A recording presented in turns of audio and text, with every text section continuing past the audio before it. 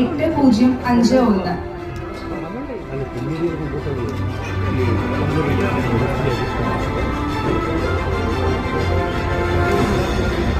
Rajesh Kumar R, agency number 8223.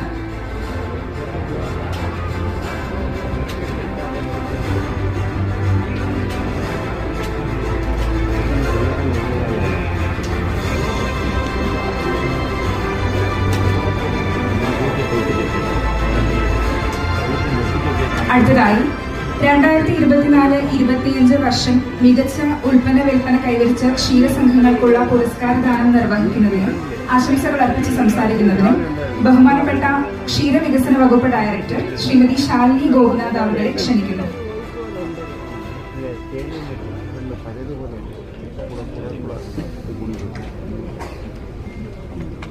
ആരാധ്യനായ യോഗാധ്യക്ഷൻ ബഹുമാനപ്പെട്ട ധനകാര്യ വകുപ്പ് മന്ത്രി ശ്രീ കെ എൻ ബാലഗോപാൽ അവർ ഇന്നത്തെ ഈ ബോട്ടിൽ മിൽക്ക്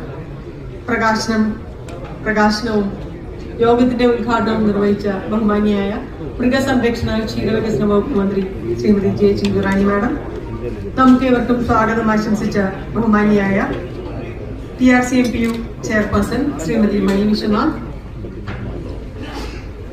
ഇവിടെ സന്നിഹിതരായിട്ടുള്ള TRCMPU ഭരണസമിതി അംഗങ്ങൾ, തിരുവനന്തപുരം കോർപ്പറേഷൻ കൗൺസിലർ, വകുപ്പിലെ ജോയിന്റ് ഡയറക്ടറും ഭരണസമിതി അംഗം കൂടിയായ Shrimati Sinila, TRCMPU MD in charge Shri Muhammad Ansari തുടങ്ങി വേദിയിലും സദസ്സിലും സന്നിഹിതരായിരിക്കുന്ന ബഹുമാന്യരെ, പ്രിയപ്പെട്ട ക്ഷീരസംഘം ഭാരവാഹികളെ, കർഷകരെ, മിൽമയുടെ വിവിധ തലങ്ങളിലുള്ള ഡീലർമാരെ,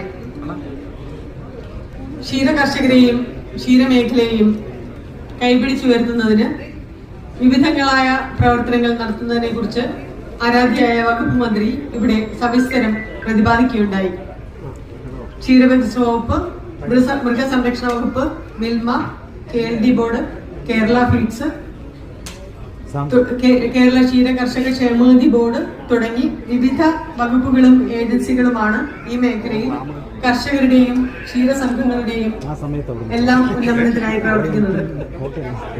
ക്ഷീരവികസന വകുപ്പ് പ്രതിവർഷം ഏതാണ്ട് 120-130 കോടിയോളം രൂപ ക്ഷീര കർഷകർക്കായി ചെലവഴിക്കുന്നുണ്ടെങ്കിൽ കഴിഞ്ഞ വർഷത്തെ കണക്കെടുത്താൽ മിൽമയുടെ 3 മേഖലാ യൂണിയനും കൂടി ഏതാണ്ട് 125 കോടിയിൽ അധികം തുകയാണ് വിവിധ ധനസഹായങ്ങളായി കേരളത്തിലെ ക്ഷീര കർഷകർക്ക് നൽകിയത്.